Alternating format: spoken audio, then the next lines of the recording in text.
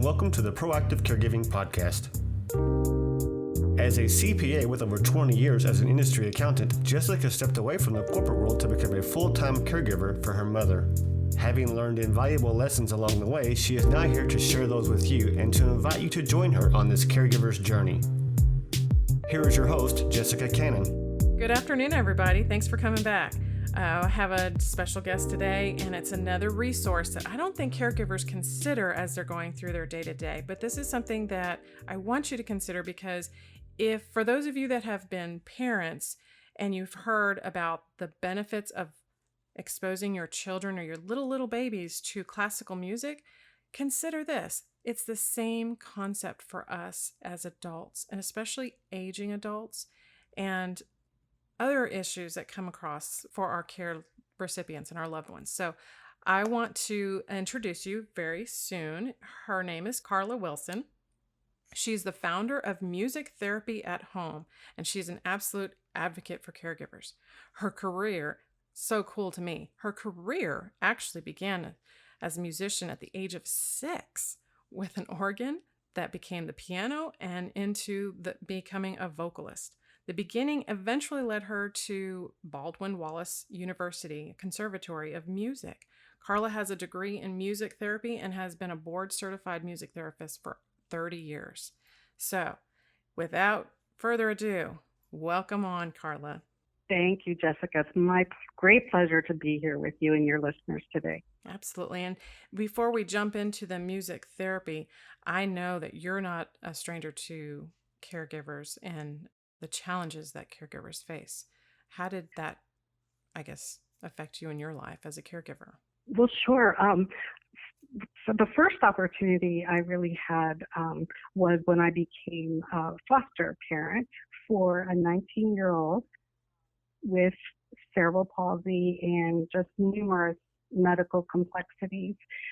She was pretty well dependent on myself and my husband for her total care.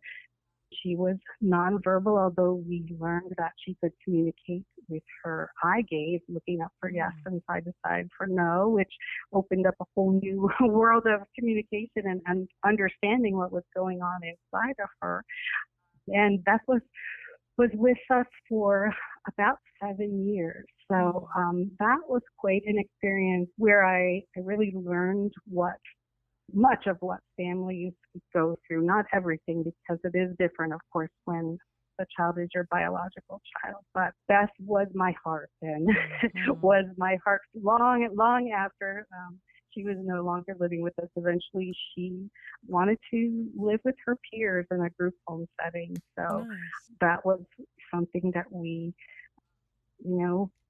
had to move through and sort of grieve a little bit that loss of having her with us in our home, but watching her blossom because she was a very social young person, and it really, I think, benefited her to be around her peers too. So that was really my first experience with, G-tubes and having to change someone and provide their medications and puree their food and, all of those sorts of things. And it was about that same time that I was able, fortunately, to move from full-time into part-time work. So that did help, but I know that not everyone has that luxury for certain, and so that is challenging. And I did encounter that challenge of working full-time. As a matter of fact, I was working full-time in hospice at the time that my mom became ill, and I cared for her for probably about, 9 months at the end of her life. And she went from having a broken hip that seemed to be, simple to repair, and just as often will happen with folks who fall, especially when they're in their 80s and 90s. Mom was 92 at the time. And she just sort of took a dive from that point on and, kept declining in her condition. So I have to tell you, it was very much an emotional challenge for me, especially not only because Mom and I were very, very close, but also because I was working all day in the hospice field and dealing with death and dying with all of my Right. patients. So I was working with too, and learning to have to take that hat off when I would leave work and put on the caregiver hat rather than the hospice professional hat. Right. Keeping that on was very challenging. The hospice nurse would often sort of chide me a little bit on that, that I, Mhm. was maybe trying to be too much in that role of professional as opposed to just family caregiver. But I learned it was as for every caregiver. I believe it's a process of learning ongoing, and Absolutely. sometimes lessons we don't necessarily want to be learning at that time. But that was a painful loss for me, and really ended up leading to me taking some time away from working in hospice and also just as a music therapist, just taking some time, and that was having to care for myself because I really had reached a point of burnout, truly. But then as I was really starting to heal from that experience, and we know with grief, we never completely finish that grieving process. But my sister unexpectedly became my eldest sister back in 2019, last year, yes. And she, although I wasn't caring for her in her home initially, she ended up hospitalized for about 2 months, and there was no one else who was able to be there with her and advocate for her. And she reached a point where she really needed someone to be a voice for her because she was no longer able to make decisions for herself and whatnot. So yeah, each of those experiences have been quite different Mhm. for me, yet of course the similarities are there as well as I would imagine any caregiver would find, So you mentioned that you were also working in the hospice world or the community in Florida, I think it was. Over this time period, you had 13 years of therapy, hospice, and mixed in with the music therapy. How did that help you in your caregiving role? Well, I think it did in the sense that in my hospice work, I was working with patients and their families and their caregivers. So many times I would go to a patient's home and the caregiver would be present for the music therapy session, and of course would be welcomed to participate as long as that was something that the patient was approving of, And in cases of patients that I had who were suffering from dementia, it was really helpful to have the caregiver remain there for so many reasons. First of all, the ability that the caregiver had to help connect me with the patient's musical preferences, on a basic level, Mhm. but also what their story had been over their lifetime, so that I could relate to them not just as they were in that moment, but to know more about who they had been, because obviously they're still there. They're still there, maybe not able to express themselves as they once did, but I always believed that, and still do, that the essence of who they are is still there, still remains. So caregivers were very helpful from that perspective, but I felt that the therapy was as beneficial to the caregiver as it was to the patient, him or herself, because often what would happen would be, the caregiver might be able to observe something really positive that the patient's doing that they might not have even realized the patient could still do. For example, I'm thinking of one patient I had who was actually living in a nursing facility, though his wife was present with him there pretty much every day, 7 or 8 Mhm. hours a day with him. And she had requested music therapy for him, and he offered to meet me there the first time I saw him, and which I always greatly appreciated when family wanted to be involved, as I said before.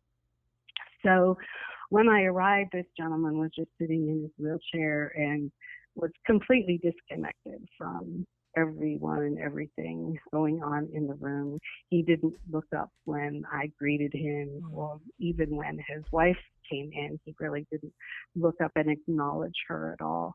And so she proceeded to tell me that he used to be very much involved in musical theater during his lifetime. Nice. And he had had some very major lead roles in theater. And she said that really music from the great musicals, Broadway musicals, were his favorite. That's what he would connect with the most. And she said his all-time favorite song was Old Man River. And she said, well, I don't suppose you know that or have access to that. I go, well, as a matter of fact, I do know that. And one of the little things I can tell you that music therapists have is quite a repertoire of music that they can draw upon in a moment, So, and I used to, carry all of that, and it helped when later on I was able to shift to putting it all on an iPad and just carrying that into a session as opposed to all my music books. But anyway, I digress a little bit there.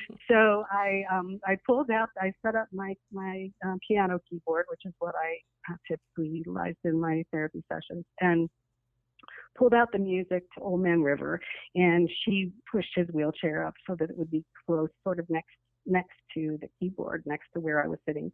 And I began to play the introduction, just the introduction. I hadn't even got to the lyrics yet. And as I began to play the introduction to that song, this gentleman starts to just, his body, his posture, he starts to, as if he's just, coming alive, starting to just blossom. That's and pretty amazing. soon as the introduction went on, he's sitting up straight and tall. His eyes are wide open. He's, just taking it in. And honestly, I thought he's about to take a breath. He reminded me of a singer up on the stage, just getting ready to take a breath and belt it out. And sure enough, as soon as I began to sing the lyrics, he started with me. And he went through and he sang the entire song. And there were a couple spots where he didn't have the words, but he had the rhythm. So he would substitute a word or two that would fit the rhythm. But the essence of the song was all there. And I noticed that the tears were just falling from his right side. And when he finished, she said, I have not heard him speak, let alone sing, for 2 years. And she said this was just such a profound experience to be able to hear him and to see him connect, to see his eyes light up with the music. It was just very powerful. Absolutely. For her, and obviously for him too, because it just reconnected him with something that had been so meaningful to him, and it certainly served as a reminder to her that he was indeed still there. Yes. And in the sessions that took place after that, gradually as he became sicker and weaker, the singing wasn't as present as it had been that first time. But, over the months, I would say that declined or decreased a bit. However, that light in his eyes when he heard the music was still there, even when he was too weak to sing. Right. So, that is such a small example anyway. It's very one powerful. example of many examples like I could give you about how it can benefit the patient, but also the caregiver. It's a very powerful example because I think not only for the care recipient that's there experiencing this, I think it is just as powerful for that caregiver to see their loved one and get that validation. Yes, they are still there, because that's a painful part to grieve and think about it in that way. Are they still in there? Are they gone? It's powerful to have that and see that and experience it. And so in that vein, not very many people understand what music therapy is. And you gave a perfect example of it, but can you tell me and explain a little bit more about what music therapy is actually about? Absolutely. I'd be happy to. Well, really at its essence, music therapy is considered the clinical or the therapeutic use of music to really improve a client's quality of life and health. So what we do is we use, the many facets of music that there are to help clients in different domains like their physical, emotional, social, even spiritual domains. And how we do that is through active and what we consider active and receptive music experiences. So those might be including things like obviously singing, but also music listening and instrument play, songwriting at times. That's something that can be very, very powerful, especially I think for caregivers too.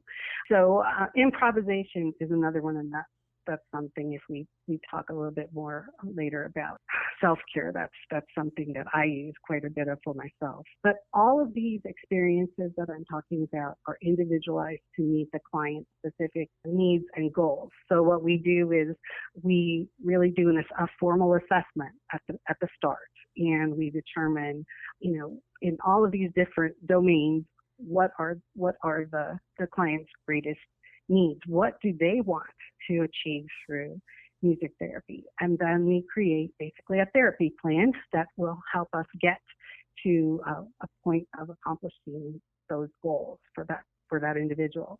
There's really a common sort of misconception that music therapy it's just anything that makes us feel better. So I've seen even some folks I'm noticing on Instagram who identify themselves as providing music therapy, but they may be providing some therapeutic type music experience, but it's not necessarily music therapy, because to be truly music therapy, there has to be the relational aspect. It has to occur within the context of a therapeutic relationship, and the therapist has to be, a credentialed professional that's had a minimum of a bachelor's degree in music therapy. So all the education that's involved with music therapy, which incorporates quite a variety of different areas. And then also we complete a 6-month full-time internship following the degree before we can sit for our board certification.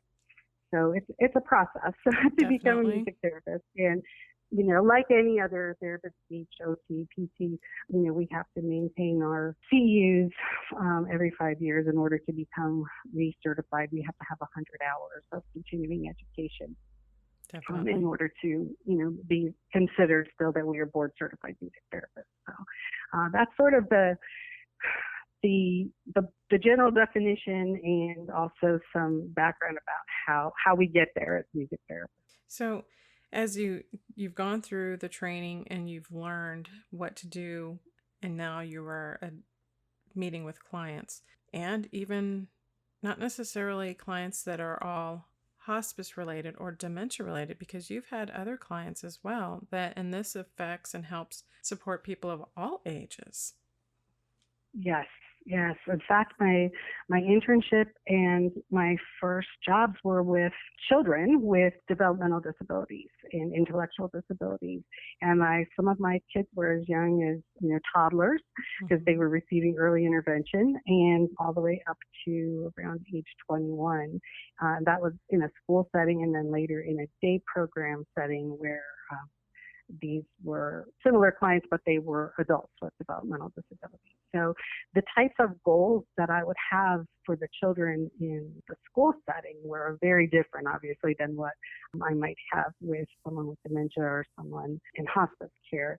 The children, we were often working on things like communication and social skills, following directions and taking turns, and all of those sorts of things can also be addressed beautifully through music therapy. And then the other experience that I had with children that I would want to mention too is children who have been traumatized. I worked in a facility that provided residential and day programming for seriously emotionally disturbed children.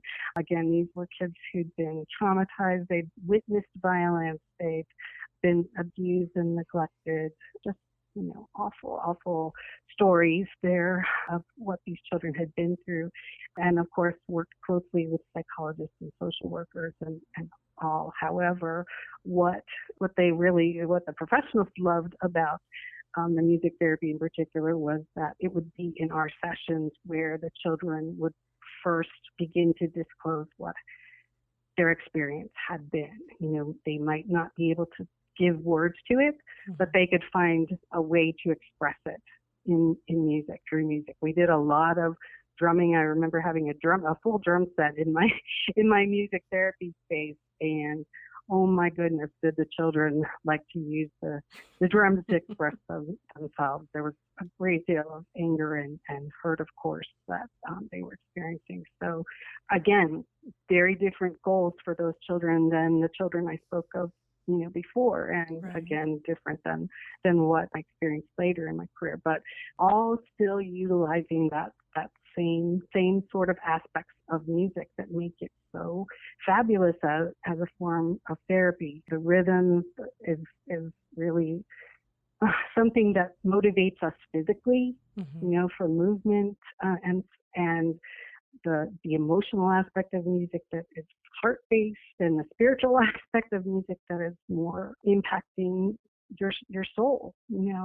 So it's really been a very rich and career where I just feel so blessed to have had all of these different kinds of experiences, and now have reached this point where I can still be reaching out to those who maybe can't access music therapy in their own community. So we're going to do that through telehealth, which has become, of course, all the rage.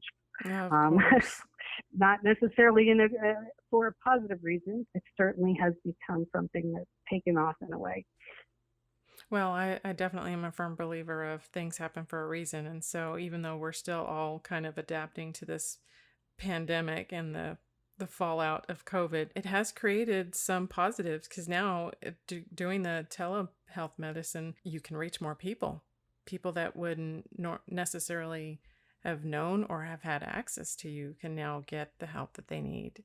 And it's right. It's that blessing in disguise, Yeah, it is. And it's interesting because it used to be that I anticipated that the most challenging part for me with my business would be helping people to understand how this could happen online. Right. That the telehealth part would be the challenge to explain to people. And that became, obviously no longer an issue whatsoever. Right. Everyone understands what it is now. In fact, when I started my business, which wasn't just since the beginning of January of this year, there were maybe a handful of music therapists across the country that were providing online music therapy. And it was just crazy to see how in 2 months' time after that, everyone had to shift. Music therapists everywhere were now doing, music therapy via telehealth. So a lot to process all that's happened in the last 6 months or so for all of us in many, many different ways. But there's definitely been a change to how music therapy is delivered. Definitely. You kind of have to. And once it's adapted and changed, we get that benefit yet again, because I know for me, I've had to actually, as a child, I used to play piano, and that was the calming, effective way. But now as an adult, I have to find different ways that I unfortunately let it go. I found, life evolved in other directions, and I don't have those outlets. So now, especially in this world that maybe someone would go out and have concerts to go listen to, and at this point we can't do that. So this adaptation is, it was definitely needed, and I'm glad it worked out for you that way to take this online, because when we're talking about music therapy, I think, when you have the physical therapy and you have the PT that people attend, and then you have the pharmaceuticals and you have medication therapy, I don't think people understand the benefits or even ever considered music as a therapy and what it actually does for us. And as I was mentioning earlier, when I was beginning to be a young mother, I knew the benefits of classical music for our young children as infants and toddlers. But that idea, I didn't really translate it until much later, that there is still that same benefit for us as adults, and even later, older adults. The neurological connections that music brings. And it's like music becomes another language. Yes, there's instruments, but it's like music is that new language. What a beautiful way to describe it, Jessica. Well, and I really love that.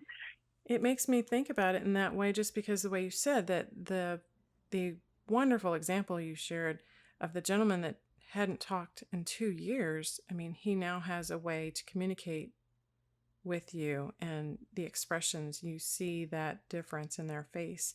And the children and even young adults who are struggling with their own emotional needs, because that's what I did as a child myself. The piano, coming home from school and being frustrated, feeling bullied or upset or angry.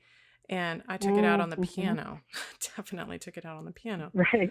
And that's where sometimes now as an adult, I wish I had the time to go back to that and find that. But instead, I have to find other types of music. It's not necessarily have to. I want to. And I do seek out different types of music that doesn't necessarily have lyrics or words in it, so that I don't get distracted further, but that I can listen to a certain type of music that is calming and relaxing. So is that kind of what the process happens with music therapy for your clientele? Is that what you're trying to help them experience? Yes, that is very, very true. And the other thing I would love for people to be aware of is that there are actually, physiological changes that music produces for us. And it actually does, there's research that has proven out that, music increases our so-called feel-good hormones, our dopamine levels, our endorphins. And so if that's happening in our brains as a result of music, what is happening is that the stress levels are then being reduced. So, it's a perfect it's a perfect way to be able to combat stress, really, to activate those hormones that are going to decrease your stress and increase your, happiness and joy, and lessen your feelings of burnout or depression or anger, and really transform those into something more positive. Yeah, I can agree with that. Absolutely. Because I know that I've had days where I'm just so focused on caring and things are not going the way I would like them to go, or just other areas of life that are kind of piling on to that caregiving role. And I get that monkey in the mind kind of thing. I can find my peace and quiet in the morning, but then sometimes as the day gets going, my mind is not so quiet. And so I can sometimes, especially now, I can start to feel that anxiety just kind of creep in. And my go-to lately has been, finding my earplugs so I can plug into some sort of calming music that helps calm that monkey in the mind. And it makes me feel better. It makes me feel more at rest and peace, and not as focused on the things that I'm stressing on. People can tell me time and time and time again, you're worrying about things that you shouldn't worry about, or you don't worry about this or that. It's not going to happen. And it doesn't, I can hear that and they can say it all they want, but that doesn't stop me from worrying until I have something that distracts me. And music does that more often than not. Yes. Oh, the distraction element to it is really important, and we're learning more and more about that. But music, what it really does is it literally turns off the aspects of overthinking and things like self-monitoring, things that get in the way of us, moving forward. And it's not just what music does for us, but also what it undoes when you think about it that way. And you just described it beautifully, how you can transition from one state to another because the music distracts you. And you described exactly what I just said. It's turning off those aspects of overthinking in your brain and helping you, get back to the moment and being in a calmer place as a result. Right. And I'm glad you did mention how it affects the psychological and the physiological, because that is that part of music that I kind of, got addicted. If you let go of one bad thing to find something else to get addicted to, once I got my eating habits in check, because that was my go-to for comfort. It became music eventually. And I got to the point where sometimes at night I didn't want to sleep without, or I couldn't fall asleep. Not that I didn't want to sleep, but I couldn't fall asleep without having some sort of music to fall asleep to. And I can't listen to things with lyrics when I'm going to sleep, but I was looking for I came across binaural meditations, and that I guess I hit the frequency just right, the healing kind of frequencies what are considered. And so that it was not only calming and relaxing and quieting the mind, but so peaceful that I actually fell asleep to the music. And that's something that I noticed that after I did that day in after day and night after night, by the next day, I was definitely rested and felt like I had deeper sleep. My body didn't ache as much. And I guess instead of having that monkey of the mind still going even at night where you're tossing and turning and not getting that restful, restorative sleep, that music made that much of a difference. It's like it changed the frequency in my body at the same time. And I knew it worked. I just didn't know why or how. And so Right. I got stuck on that. Well, I am similar to what you just described is how I'm finding, especially since the pandemic started, I'm finding that I need to have music before I go to sleep as well, in order to go to sleep. Right. As a matter of fact, like you said, and for me it's similar. I can't have any lyrics, and I would suggest to anyone who's looking for something helpful and conducive to sleep. I have a Pandora channel that is my go-to, Liquid Mind, and it's music that is really, it's not rhythmic. It doesn't have any kind of steady beat to it. It's more ambiguous, Right. and it doesn't have a melody that you can follow necessarily, and that allows you to just sort of get lost in it, so to speak. Also helps to lower your heart rate and to lower your blood pressure, and all of the things that you mentioned as well. I realize that for some people, and my husband is one who would say, no, I can't do that. That would not be the kind of music that would help him go to sleep, although I still just am convinced if he would give it a real try, it might help. But he's one that just, it has to have movement to it. The music has to have movement, and that's what the music that gives him joy and hence helps him relax. So it's different for everyone, but in general, music that has a slow tempo that will sort of match your resting heart rate of between 60 and 80 beats per minute, that's minimal to no words, has more mellow tones, low complexity of rhythm and melody. That's going to be the music that's ideal for inducing sleep and also for meditation. Definitely. I like to meditate whenever I can. Of course, right now we're in Texas and the heat is unbearable. But the times that I'm actually able to meditate outside, I've had moments where I've taken the music and have my earbuds and find that quiet spot outside where I can meditate. And it is a therapeutic, cathartic release with the music that goes along with the emotions. And now I completely have bought into and understand, especially for people who are living with dementia and where we can't see, like we see someone who's trapped inside and they see us on the outside and I am able to communicate with us. But music becomes that release of stress, that reduction of anxiety, that even reduction of depression and agitation, because I would sit outside and do my meditations to the point with that music where I would be in tears. Absolutely. It's beautiful. And it's just, that state of peace.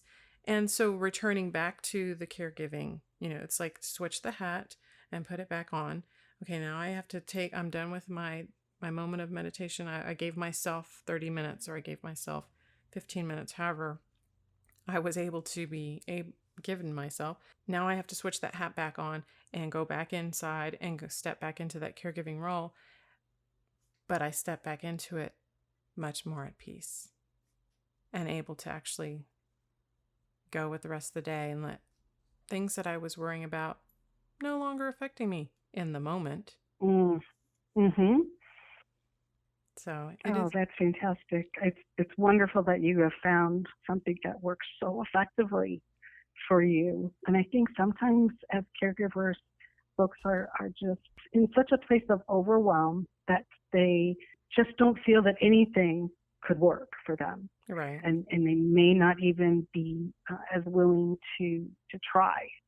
Sometimes it's the most simple things that they wouldn't even have imagined, could give them such a lift. Movement, dance, that goes hand in hand with music, of course. Mm-hmm. And we're talking again with the physiological piece. And, like for me, if I'm going to be cleaning the house, I need to have really upbeat music, right. and people with, because music motivates us too. Mm-hmm.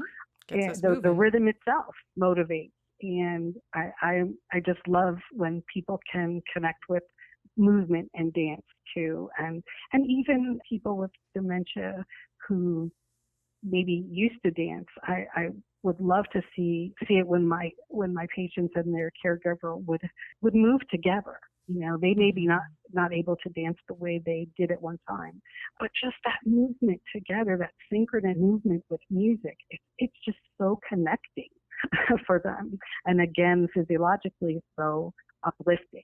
Absolutely. You don't think about music in that way, and that's why I started hearing and seeing it more often, the phrase healing frequencies. You don't think about it that way.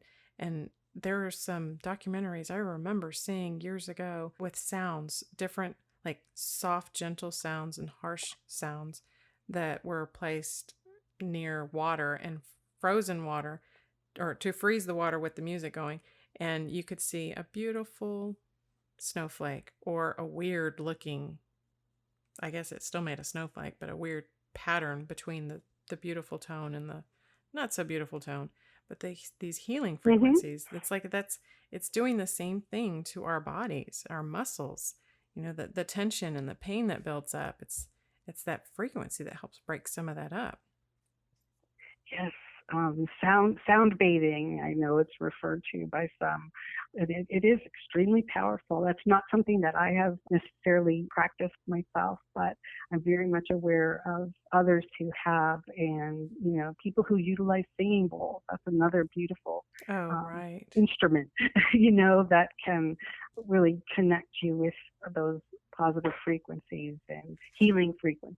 The singing bowls. I'm glad you mentioned that. I actually had the opportunity to experience that recently, a couple weeks ago, and I was a little skeptical. I enjoyed the sound. I didn't realize I would actually feel the sound until I was feeling the sound reverberating through my body. I could feel it in my chest. I could feel it in my head. It was like if I had a headache or any kind of tension, I can see how that would reverberate, and that vibration would help break that up. It's amazing because you don't think about it that way. It's just music. It's something that we just listen to, right? It's not.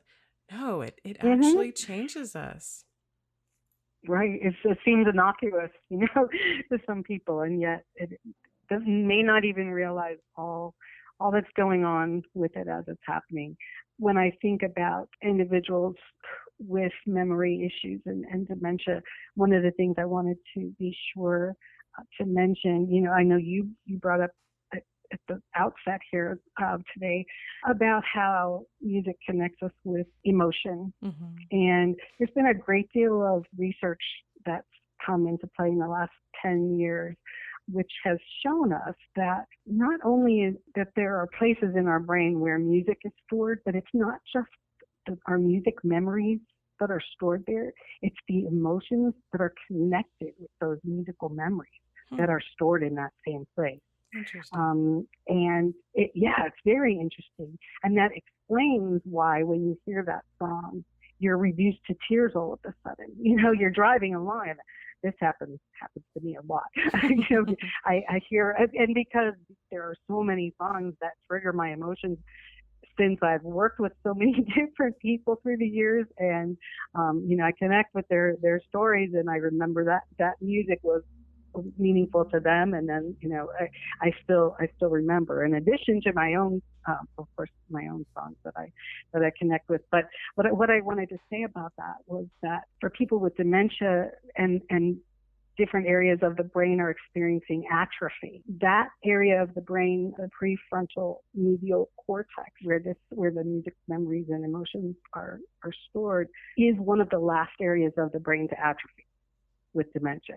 And so that really explains how that gentleman, who was able to sing Old Man River, and connect with the feeling. And I could tell you countless stories of situations where, in fact, one of the stories, I have a blog called Songful Stories. I decided it was really time to try to put in writing these experiences that have been so profound for me, to get them down in writing and hopefully by sharing them help others understand better how music is therapy. I have a story there that relates specifically to this, so I won't go into detail. But again, just the fact that it's internal, it's physiological, it is in our brain. We are wired for music, and we are wired to retain music, really till the very ends of our lives. So absolutely, even when we have dementia. Yeah, even still. And that is another thing that people forget, is that, we talked about the physical therapist. Obviously, if you have an injury that you've experienced, or your loved one had surgery, and then they do the physical therapy to get the muscle back in motion. But when you think about the brain is a muscle in a sense, and it needs its exercise as well. And music does that for us. And so one of the things that I found amazing was there's a Japanese study that was done back in 2018, and they examined the stress reducing effects of these frequencies and how it affected the endocrine system. And they found that some of these healing frequencies, this one specifically was actually 528 hertz, but this frequency was something that was very strong in stress reducing and helping the cells of the body to respond to the frequency and the vibration to heal, even just being exposed to it for 5 minutes. And so this vibration, or these frequencies, the sound through music, it helps in so many ways, clearing energetic blockages and actually help the body to facilitate the healing process, the physical process, and the mental process. So it's just amazing. Oh, yes. And that brings to mind, when you talked about energy, I worked closely with a Reiki practitioner in hospice, and she and I would often do sessions together with patients. And I would provide the music, but I would not necessarily be providing music that the individual knew. I would improvise, I would create music in the moment that would be much more like the music that you would listen to help you sleep, or for me to do so. And she would provide the Reiki, and so we would really be giving this person just all of this energy. It was just a profound thing to witness, how people would be transformed in a half an hour, or even less sometimes, of having those two modalities together. And having their energy be impacted in such a meaningful way was just really incredible to be part of. It is, and it takes it to that spiritual level. When I was attending church, and I would hear, I know the format and how they would begin with music and end with music, and to me it was, at first it was the music that they played. It's what you heard when you were at church, and I kept hearing it referred to as the worship time, and I didn't really connect the dots until later. I thought, this, because there were times where I would be in church and singing, and the way the auditorium is set up and the sound that carries it, I would actually feel this kind of tingling in the back of my head, in this like sensation. I thought, oh my gosh, this music is moving me so much. And then I realized, okay, I just said or thought this music is moving me. It literally is moving me in such a way that I'm physically feeling this change. And I felt so uplifted. And I was like, wow, it's music is even down to that spiritual level. Yes, I'm really glad you brought that up too, because I wanted to mention that for me, when you were speaking of how you use music for self-care, and I was just trying to determine whether or not I'm doing that on a consistent basis, because when you're a musician or you're using music to help others, sometimes you don't use it for for self-care. Right. But for me, I really do, and what I find benefits me is getting to the piano and just improvising, closing my eyes and just letting my fingers flow across the keys, no intent in mind for any particular song or anything, any style of music.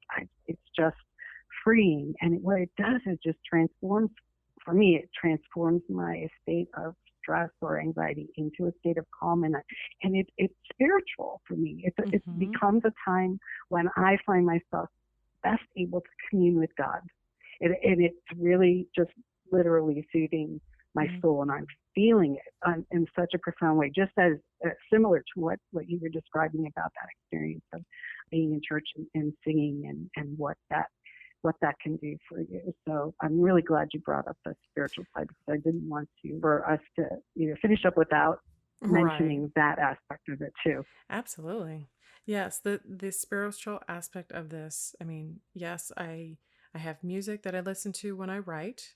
I have certain kind of music that I listen to for focusing, studying, working, just different sounds that I care to listen to that help me stay focused. I have music that I listen to while I'm driving, but then I have my very, very specific type of music where I'm in that grief moment or I'm in that funk that I know I need something different. And so I do go to totally different kind of music, and I have that connection with the universe all around me. It's like you can close your eyes and just let go into that moment, and I can have that moment of be still, and I know that whatever I'm feeling, it's because it's flowing through me, it's around me. It's just beautiful. Can't put it any and you're other alive, way. Yes, yes, exactly. You really feel how alive you are, and in the midst of struggle and challenges and sadness and all that goes hand in hand with the caregiver journey and just the life journey. Right. To be able to connect with that and feel that sense of life flow within you, it's an amazing thing. Yes, and it is. And then when you think about it, we start life and well, maybe not so much me personally, but we start with our kiddos.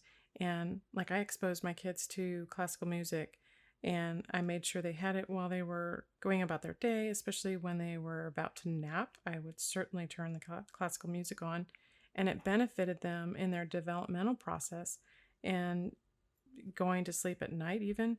So I learned that, and then I kind of forgot it throughout life, but now coming back on this other end of life, and for my mother, and knowing that she enjoys Motown music, and that's what gets her moving and shaking and going, and seeing the light come back in her eyes, and I can't help but think in those moments, thank you, God. Thank you for that moment, because it's you see it. And if anyone ever asks or wonders, where is he in all this mess? Put that music on and see them smile, and you'll see them in their eyes right there. Absolutely. And that's something that no one can take from them or from you. Exactly. That experience. A beautiful memory to have. So as the rest of this year kind of unfolds and goes on, and you continue with your telemusic, how do people find you if they want to reach out to actually attempt to go through some musical therapy or have their loved ones engage? How would they find you? Absolutely. You can find me on my website, which is www.musictherapyathome.com. And there is a contact form on my website.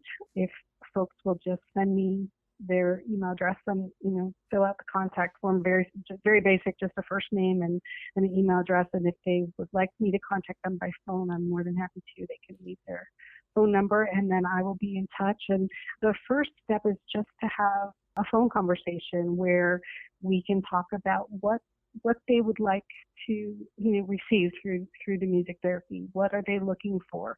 Then I can give them more information about, well, here's what music therapy has to offer.